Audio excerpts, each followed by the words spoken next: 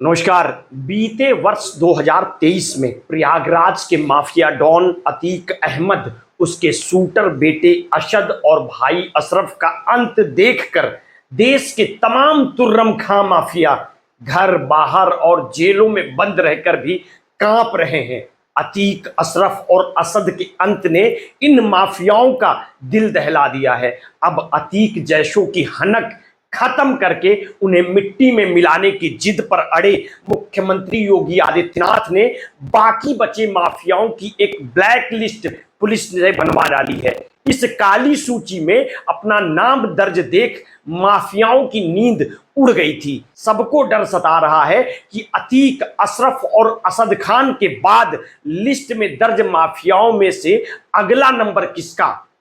पश्चिम उत्तर प्रदेश के खूंखार mafia don Udham Singh and company की कहानी, वही उधम सिंह जिसकी एक टांग हमेशा जेल में और दूसरी थाने चौकी कोर्ट कचहरी में फंसी रहती है। उधम सिंह का जितना लंबा चौड़ा आपराधिक इतिहास है, उससे कहीं ज्यादा लंबा उसके गुंडा कंपनी में शामिल बदमाशों शूटरों का है। अपराध जगत में उधम सिंह के माथे पर न लिखा शायद ही अब कोई अपराध बाकी बचा होगा। उधम सिंह के ऊपर कितने मुकदमे दर्ज हैं, ये शायद ही खुद उधम सिंह और पुलिस को भी सही सही मालूम हो। आज तक की एक रिपोर्ट के अनुसार उत्तर प्रदेश की योगी सरकार ने माफियाओं की जो लिस्ट जारी की थी, उसमें एक ऐसे अपराधी का नाम भी शामिल है जो योगी सरकार के पिछले कार्यकाल में भी टॉप 25 माफिया की लिस्ट में शुमार था। हम बात कर रहे हैं मेरठ के कुख्यात माफिया गैंगस्टर उधम सिंह की, जिसका गैंग मेरठ के समेत पश्चिमी उत्तर प्रदेश के कई जिलों में लूट, डकैती, रंगदारी, सुपारी लेकर हत्या करने जैसी संगीन वारदातों को अंजाम दिया करता था। आइए आपको बताता हूं कि यूपी के इस दबंग माफिया की क्राइम कुंडली क्या है। मेरठ के सुरूरपुर थाना क्षेत्र के करनावल गांव का रहने वाला यूपी पुलिस के रिकॉर्ड के मुताबिक उधम सिंह D50 गैंग का सरगना है। वो अपना पूरा नाम उधम सिंह करनावल बताता है। वो एक ऐसा शातिर अपराधी है जिसके नाम पुलिस की फाइलों में तकरीबन 4 दर्जन आपराधिक मामले दर्ज हैं, जिनमें लूट, डकैती, कत्ल जैसे संगीन जुर्म शामिल है। उधम सिंह लगातार कई संगीन वारदातों को अंजाम देता रहा, लेकिन साल 2011 में जब यूपी में बसपा का शासन था और तत्कालीन मुख्यमंत्री ने अपराधियों पर नकेल कसने का आदेश दिया था, तभी माफिया उधम सिंह ने गाजियाबाद की जिला अदालत में जाकर सरेंडर कर दिया था। वो तभी से लगातार जेल में बंद था। जेल में रहते हुए उसके दूसरे अपराधियों के साथ भी संबंध बन गए थे। कहा जाता है कि वो जेल में रहकर भी अपना गैंग चलाता रहा। जेल में रहने के बावजूद गैंगस्टर उधम सिंह का इतना खौफ था कि उसके खिलाफ चल रहे कई मुकदमों में गवाह नहीं मिले और इसी वजह से वो कई मामलों में बरी हो चुका। साल 2011 से जमानत पर रिहा होने तक, यानी साल 2021 तक वो मेरठ, लखनऊ, प्रयागराज, आजमगढ़, सोनभद्र और बाराबंकी के जेलों में रह चुका है। वो लगातार अपने वकील के माध्यम से अदालत में जमानत याचिका दाखिल करता रहा है। वो पहले ही कई मामलों में बरी भी हो चुका था, लिहाजा साल 2021 में उसकी जमानत अदालत ने मंजूर कर ली और वो पूरे 10 साल बाद जेल से बाहर आ गया था। उधम सिंह उस अव्वल दर्जे का मास्टरमाइंड माफिया डॉन है जो अपराधों को अंजाम देते देते आधा वकील बिना वकालत पढ़े ही बन चुका है। बदमाश कानून के शिकंजे में फंसने पर अपनी गर्दन बचाने के लिए वकील के पास भागते हैं। माफिया डॉन उधम सिंह के मामले में मगर एकदम अलग है। वो अपने वकीलों को बुलाकर उन्हें सलाह देता है कि उसके खिलाफ फला थाने में दर्ज है और फला कोर्ट में चल रहा है। मुकदमे की पैरवी में अब वकील को फाइल पर क्या दस्तावेज कोर्ट में ले जाकर दाखिल करने हैं, ये सब बताता है। मीडिया रिपोर्ट्स बताती है कि बाराबंकी जेल में जब उसकी रिहाई हुई तो पुलिस चौकन्नी हो गई थी। उसकी और उसके गुर्गों की निगरानी की जा रही थी, लेकिन कहते हैं कि चोर चोरी से जाए, हेरा फेरी से ना जाए। कुछ ऐसा ही उधम सिंह ने भी किया। उसे जेल से रिहा हुए महज 2 हफ्ते ही वक्त बीता था, लेकिन वो फिर से कानून के निशाने पर आ गया।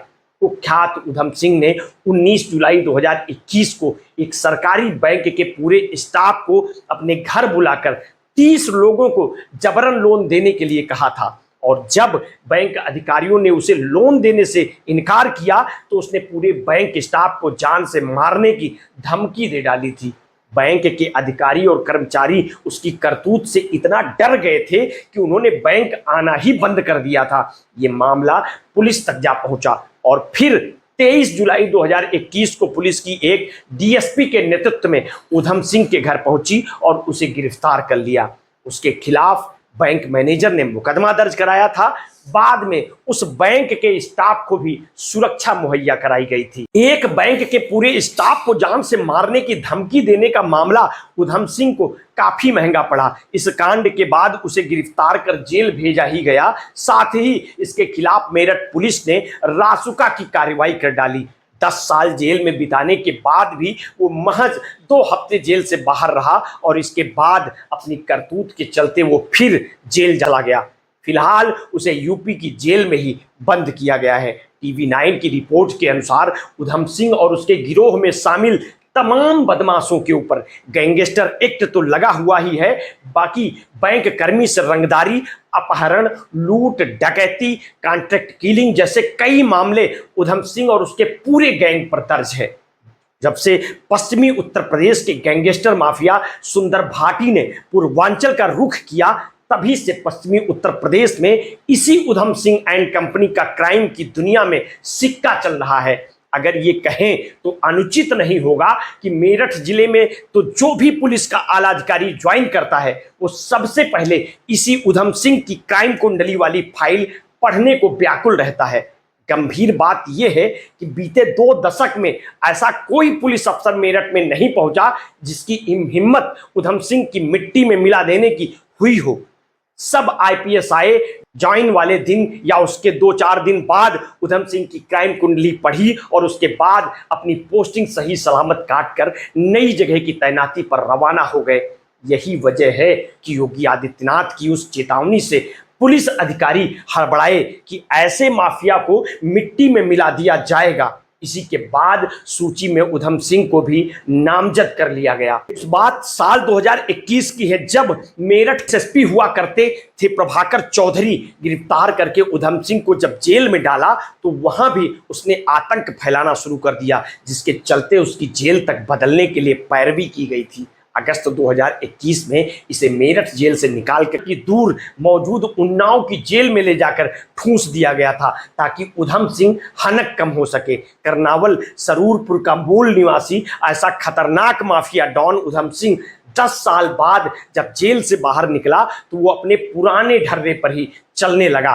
अगर उधम सिंह से खूंखार माफिया डॉन की बात करें तो यूपी सरकार द्वारा दूसरी बार तैयार मोस्ट वांटेड माफियाओं की काली सूची में नामजद किया गया इसे, तो इसने अपने गैंग का नाम D50 रखा। इसे किसी भी जेल में बंद कर दीजिए, हर जेल से इसकी आपराधिक दुनिया बदस्तूर चलती रहती है।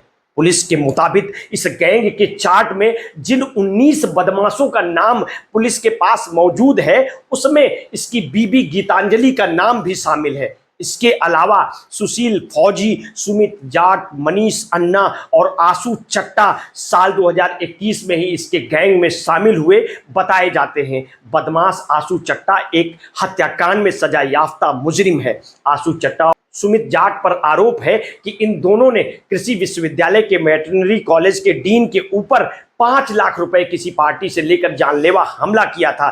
कहते हैं कि बीरपाल दीने उर्फ जग्गा, बीरपाल पुत्र चंदन सिंह बदमाश इस गैंग से जुड़े हैं, जबकि कुछ उधम सिंह का साथ छोड़कर जा चुके हैं।